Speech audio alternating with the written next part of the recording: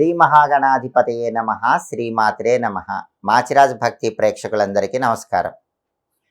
దేవగురువైన బృహస్పతి వక్రించి మిథున రాశిలోకి ప్రవేశిస్తున్న సందర్భంగా గురువు మిథున సంక్రమణం ద్వాదశ రాశుల మీద ఎలాంటి ప్రభావాన్ని కలిగింపజేస్తుందో, గురువు మిథున సంక్రమణం అనేది ఏ రాశులకి ఎలాంటి మూర్తిత్వాన్ని కలిగింపజేస్తుందో, సంచారాన్ని బట్టి మూర్తిత్వాన్ని బట్టి గురువు మిథున సంక్రమణం అనేది ద్వాదశ రాశుల వాళ్ళకి ఎలాంటి ప్రభావాన్ని కలిగింపజేస్తుందో ఈ వీడియోలో మనం తెలుసుకుందాం.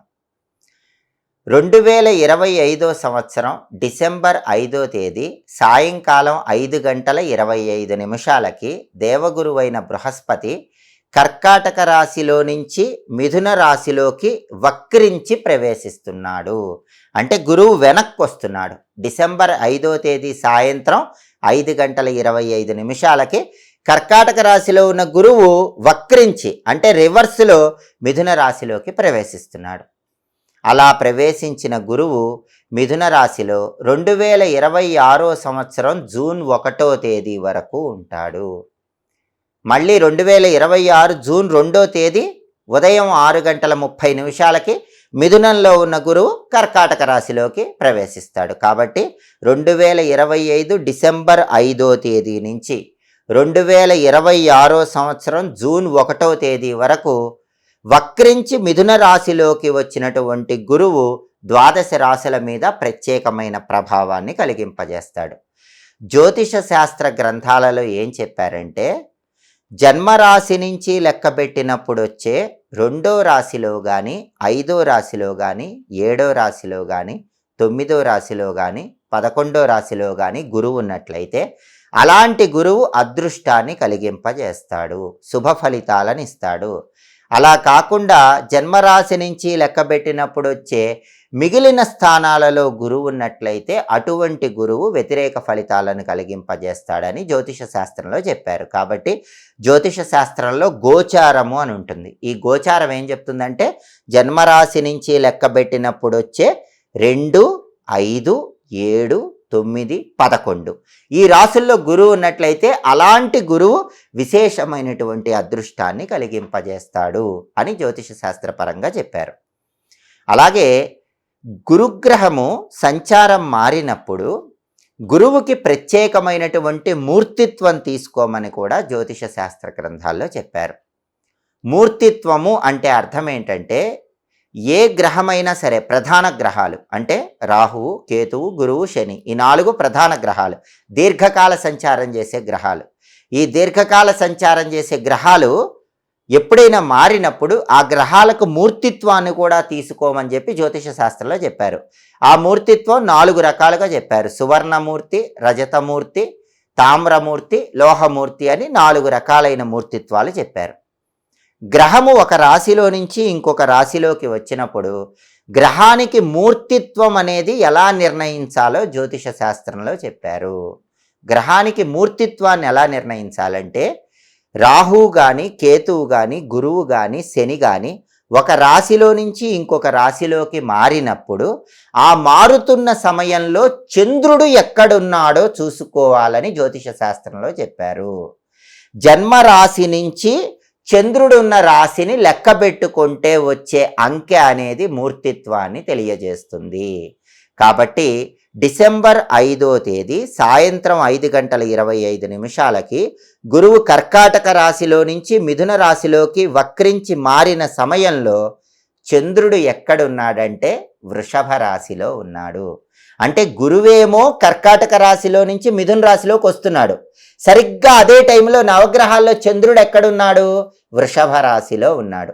మనకు మూర్తిత్వం కావాలంటే ఏం చూసుకోవాలి? చంద్రుడు ఎక్కడున్నాడో చూసుకోవాలి. చంద్రుడు వృషభ రాశిలో ఉన్నాడు. దాన్ని బట్టి మూర్తిత్వం అనేది చూడాలి. ఒక్కొక్క రాశిని తీసుకోవాలి. ఇప్పుడు మేషరాశి నుంచి చూసుకున్నప్పుడు చంద్రుడు ఎక్కడున్నాడో ఆ రాశి ఎన్నో రాశి అయిందో చూసుకోవాలి. చంద్రుడు వృషభ రాశిలో ఉన్నాడు కాబట్టి మేషరాశి తర్వాత వృషభ రాశి వచ్చింది. అంటే మేషరాశి నుంచి చూసుకున్నప్పుడు 2వ స్థానంలో చంద్రుడు ఉన్నాడు. మేషరాశికి చంద్రరాశి 2వ రాశి అయ్యింది. అలా వృషభ రాశికి చంద్రరాశి 1 అయ్యింది, మిథున రాశికి 12, కర్కాటక రాశికి 11, సింహరాశికి 10, కన్యా రాశికి 9, తులారాశికి 8, వృశ్చిక రాశికి 7, ధనుస్సు రాశికి 6, మకర రాశికి 5, కుంభరాశికి 4, మీనరాశికి 3. ఇలా నెంబరు చంద్రరాశికి వచ్చింది. చంద్రరాశి అంటే చంద్రుడు ఉన్న రాశి అని అర్థం. దీన్ని బట్టి మూర్తిత్వాన్ని నిర్ణయించాలి. ఏ గ్రహమైనా సరే సువర్ణమూర్తిగా ఉండాలంటే 1, 6, 11 ఇవి రావాలి. రజతమూర్తిగా ఉండాలంటే 2, 5, 9 రావాలి. తామ్రమూర్తిగా ఉండాలంటే 3, 7, 10 రావాలి. లోహమూర్తిగా ఉండాలంటే 4, 8, 12 రావాలి. దాన్ని బట్టి మూర్తిత్వం అనేది నిర్ణయిస్తారు. అంటే ఈ దీర్ఘకాల సంచార గ్రహం గురువు మారినప్పుడు కేవలం సంచారం మాత్రమే కాదు, గురువుకు వచ్చినటువంటి మూర్తిత్వం బట్టి కూడా ఫలితం ఉంటుంది. ఆ మూర్తిత్వం ఎలా తెలుస్తుంది అంటే మీ జన్మరాశి నుంచి చంద్రరాశి ఎన్నో రాశో లెక్క పెట్టుకోవాలి. అంటే చంద్రుడు గురువు మారేటప్పుడు ఏ రాశిలో ఉన్నాడో ఆ రాశిని లెక్క పెట్టుకోవాలి. అలా లెక్క పెట్టుకున్నప్పుడు వచ్చేటటువంటి నెంబర్ను బట్టి ఆ రాశికి సువర్ణమూర్తిత్వం వచ్చిందా, రజతమూర్తిత్వం వచ్చిందా, లోహమూర్తిత్వం వచ్చిందా, తామ్రమూర్తిత్వం వచ్చిందా అని తెలుస్తుంది. ఇప్పుడు 12 రాసుల్లో సువర్ణమూర్తిత్వం ఉన్నటువంటి రాసులు ఏంటంటే 1, 6, 11 నెంబర్స్ వచ్చిన రాసులు. ఆ రాసులు ఏంటంటే వృషభ రాశికి 1 వచ్చింది, ధనుస్సు రాశికి 6 వచ్చింది, కర్కాటక రాశికి 11 వచ్చింది. కాబట్టి వృషభ రాశి, ధనుస్సు రాశి, కర్కాటక రాశి ఈ 3 రాశులకి గురువుకి సువర్ణమూర్తిత్వం వచ్చింది. ఆ తర్వాత రజతమూర్తిత్వం. రజతమూర్తిత్వం అంటే ఏంటంటే రజతమూర్తిత్వానికి 2, 5, 9 అనే నెంబర్స్ రావాలి. ఇప్పుడు 12 రాశుల్లో మేషరాశికి 2 అనే నెంబర్ వచ్చింది. ఆ తర్వాత మకర రాశికి 5 అనే నెంబర్ వచ్చింది. తర్వాత కన్యా రాశికి 9 అనే నెంబర్ వచ్చింది. కాబట్టి మేషరాశి, మకర రాశి, కన్యా రాశి ఈ 3 రాశులు కూడా గురువు రజతమూర్తి అవుతాడు. ఆ తర్వాత మూడోది తామ్రమూర్తి. తామ్రమూర్తికి ఏ నెంబర్లు తీసుకోవాలంటే 3, 7, 10 నెంబర్స్ తీసుకోవాలి. ఇప్పుడు ద్వాదశ రాశులలో మీన రాశికి 3 నెంబర్ వచ్చింది. అలాగే వృశ్చిక రాశికి 7 నెంబర్ వచ్చింది. సింహరాశికి 10 నెంబర్ వచ్చింది. కాబట్టి మీనరాశి, వృశ్చిక రాశి, సింహరాశి ఈ 3 రాశులకి కూడా గురువు సంచారం అనేది తామ్రమూర్తిత్వాన్ని ఇచ్చింది. ఇక చివరగా లోహమూర్తిత్వం అంటే 4, 8, 12 నెంబర్స్ తీసుకోవాలి. ఈ నెంబర్స్ ఏ రాశులకు వచ్చినాయి అంటే కుంభరాశికి 4 నెంబరు, అలాగే తులారాశికి 8 నెంబరు, మిథున రాశికి 12 నెంబరు వచ్చింది. కాబట్టి కుంభరాశి, తులారాశి, మిథున రాశి ఈ 3 రాశులకి గురువుకి లోహమూర్తిత్వం వచ్చింది. కాబట్టి ఎప్పుడైనా గ్రహం మారింది అంటే కేవలం సంచారం మాత్రమే కాకుండా సువర్ణమూర్తి, రజతమూర్తి, లోహమూర్తి, తామ్రమూర్తి ఏ మూర్తిత్వం ఆ గ్రహానికి వచ్చిందో తీసుకోవాలి. సువర్ణమూర్తి, రజతమూర్తి ఈ 2 మూర్తిత్వాలు వస్తే ఆ గ్రహం మంచి శుభ ఫలితాలను ఇస్తుంది. తామ్రమూర్తి, లోహమూర్తిత్వం వస్తే ఆ గ్రహం చెడు ఫలితాలను ఇస్తుందని జ్యోతిష శాస్త్రంలో చెప్పారు. ఈ మూర్తిత్వం ఎలా తీసుకోవాలి అనే విషయాన్ని అందరూ తెలుసుకోవాలి. ఈ మూర్తిత్వం ఎలా తీసుకోవాలంటే గ్రహము మారినప్పుడు చంద్రుడు ఏ రాశిలో ఉన్నాడో చూసుకోవాలి. మన జన్మ రాశి నుంచి చంద్రుడున్న రాశిని లెక్క పెట్టుకోవాలి. ఆ నెంబర్ అనేదే సువర్ణమూర్త, రజతమూర్త, లోహమూర్త, తామ్రమూర్త అనే విషయాన్ని తెలియజేస్తుంది. కాబట్టి ఇప్పుడు ద్వాదశ రాశులకి సంచారం బట్టి అంటే జన్మరాశి నుంచి లెక్క పెట్టినప్పుడు వచ్చే 2, 5, 7, 9, 11 అనే సంచారం బట్టి సువర్ణమూర్తి, రజతమూర్తి, లోహమూర్తి, తామ్రమూర్తిని బట్టి ఎటువంటి ఫలితాలు కలుగుతాయో పూర్తిగా తెలుసుకుందాం. తదుపరి మిథున రాశి. మిథున రాశి వాళ్ళకి గురువు సంచారంలో మార్పును పరిశీలించినట్లయితే గురువు మిథున రాశిలోకే ప్రవేశిస్తున్నాడు. అంటే 1వ స్థానం ఆ రాశిలోకే ప్రవేశిస్తున్నాడు. గురువు సంచారం 1లో యోగించదు. కాబట్టి మిథున రాశి వాళ్ళకి ఈ గురువు సంచారం అనేది పెద్దగా యోగించదు. అలాగే మిథున రాశి వాళ్ళకి మూర్తిత్వం ఏమొచ్చిందంటే లోహమూర్తిత్వం వచ్చింది. లోహమూర్తిత్వం కూడా పెద్దగా యోగించదు. కాబట్టి మిథున రాశి వాళ్ళు ఈ గురువు సంచారంలో మార్పు వల్ల కష్టంతో విజయాలు సాధించటానికి అవకాశం ఉంటుంది. ప్రధానంగా ఉద్యోగంలో బదిలీలు అయ్యేటటువంటి సూచనలు ఎక్కువగా కనిపిస్తున్నాయి. దూర ప్రాంతాలకు ట్రాన్స్ఫర్ల మీద వెళ్ళవలసినటువంటి పరిస్థితులు ఏర్పడతాయి. స్థానచలనం కనిపిస్తోంది. అటువంటప్పుడు సహనంతో వ్యవహరించటం మంచిది. అలాగే ఉద్యోగంలో కూడా పనిచేసే చోట వివాదాలు ఏర్పడే సూచనలు మిథున రాశి వాళ్ళకు కనిపిస్తున్నాయి. కాబట్టి సాధ్యమైనంత వరకు వివాదాలకు దూరంగా ఉండే ప్రయత్నం చేయటం మిథున రాశి వాళ్ళకు అవసరం. ఆఫీస్లో బాస్తో వివాదానికి వెళ్ళకండి, కొలీగ్స్తో వివాదానికి వెళ్ళకండి. బాస్ అయినా కొలీగ్ అయినా ఏది మాట్లాడినా గొడవకు వెళ్లకుండా సమన్వయంగా ఉండండి, చిరునవ్వుతో ఉండండి, మౌనంగా ఉండండి. అవసరమైనంత మేరకే మాట్లాడే ప్రయత్నం చేయండి. లేకపోతే ఆ వివాదం చిలికి గాలివానగా మారే అవకాశం ఎక్కువగా ఉంది. కాబట్టి ఆఫీసులో బాస్తో మాట్లాడేటప్పుడు జాగ్రత్తగా ఉండండి, కొలీగ్స్తో మాట్లాడేటప్పుడు జాగ్రత్తగా ఉండండి. అలాగే ఉంటున్న నివాసంలో కూడా మార్పు ఏర్పడేటటువంటి సూచనలు ఉన్నాయి. బాగా దూరంగా వెళ్ళవలసినటువంటి పరిస్థితి, దూరంగా ఎక్కడో ఉండవలసినటువంటి పరిస్థితి ఏర్పడే సూచనలు కూడా ఉన్నాయి. అలాగే వృధా ప్రయాణాలు ఎక్కువగా చేస్తూ ఉంటారు. చాలా దూరం ప్రయాణం చేస్తారు, పెద్దగా ప్రయోజనం ఉండదు. కాబట్టి అవసరమైనంత మేరకు ప్రయాణాలు చేయటం అవసరం. అలాగే అనవసరమైనటువంటి ఖర్చులు, చికాకులు అప్పుడప్పుడు ఎదురవుతూ ఉంటాయి. అటువంటి పరిస్థితుల్లో ఈ అనవసర ఖర్చులు తగ్గించుకునే ప్రయత్నం చేయండి. ₹1 ఖర్చు పెట్టేటప్పుడు 1కి 10 సార్లు ఆలోచించి జాగ్రత్తగా ఖర్చు చేసే ప్రయత్నం చేయండి. అలాగే ఉద్యోగులకు ఉద్యోగపరంగా ఒక ఒత్తిడి ఉండే సూచనలు ఉన్నాయి. కాబట్టి మీ ఉద్యోగాన్ని మీరు కాపాడుకునే విధంగా జాగ్రత్తగా అడుగులు వేయండి. వ్యాపార పరంగా కూడా పెద్దగా ధనలాభం ఏమీ ఉండదు. అప్పుడప్పుడు వ్యాపారంలో ధనపరంగా కొద్దిగా నష్టపోయే సూచనలు ఉన్నాయి. కాబట్టి వ్యాపార రంగంలో ఉన్న వాళ్ళు ఎవరూ కూడా కొత్త పెట్టుబడులు పెట్టకండి. ఒకవేళ కొత్త పెట్టుబడులు పెట్టినట్లయితే 1కి 10 సార్లు జాగ్రత్తగా ఆలోచించి కొత్త పెట్టుబడులు పెట్టండి. అలాగే మనసుకి బాధ కలిగినా కూడా ఒక్కొక్కసారి ఏమీ చేయలేనటువంటి నిస్సహాయ స్థితి ఎదురవుతుంది. ఇది మీ సమయం కాదు అని మనస్సులో ఒక ఆలోచన చేసి సహనంతో వ్యవహరిస్తూ దైవనామాన్ని స్మరించుకుంటూ ముందడుగు వేసే ప్రయత్నం చేయటం మంచిది. దానికి కారణం ఏంటంటే దేవగురువైన బృహస్పతి మీ రాశిలోకే వచ్చాడు. జన్మంలోకి అంటే 1వ స్థానంలోకి దేవగురు వచ్చినప్పుడు పెద్దగా యోగించదు. కాబట్టి దాంతోపాటుగా మిథున రాశికి మూర్తిత్వం కూడా లోహమూర్తిత్వం వచ్చింది. కాబట్టి లోహమూర్తిత్వం యోగించదు. కాబట్టి మిథునంలోకే గురువు రావటం కూడా యోగించదు. కాబట్టి మిథున రాశి వాళ్ళు గురువుకు సంబంధించిన ప్రత్యేకమైన పరిహారాలు చేసుకోండి. గురుబలాన్ని పెంచుకునే ప్రయత్నం చేయండి. గురుబలాన్ని పెంచుకుంటే లోహమూర్తిత్వం వల్ల వచ్చేటటువంటి వ్యతిరేక ఫలితాలు తొలగిపోతాయి. జన్మంలోకే గురువు రావటం వల్ల వచ్చేటటువంటి వ్యతిరేక ఫలితాలు తొలగిపోతాయి.